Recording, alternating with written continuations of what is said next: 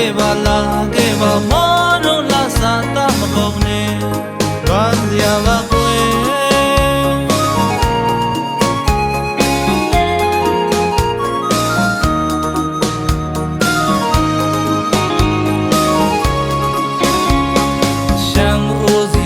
မစင်ကမောစားတဲ့တိမ်ထာနီရိုးရတလေးမို့ချီနူးစရာတောင်ရနာချိန်မှာအသေးအပွင့်တွေခိုးစွလို့ပြောစရာကွယ်လက်ဖက်ဆိုလက်ဖက်ချောင်းဝင်းမွေးရဲ့ခရမ်းငယ်နဲ့ရွှေပြုံးရဲ့ချုံမြေနုံလာတဲ့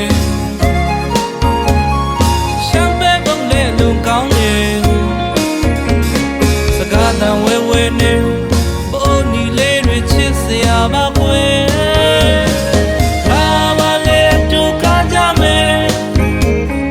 ရိုးရတဲ့မို့မျိုးတို့ပြောစရာကွယ်သွားကြမယ်လေလားသွားကြမယ်လေ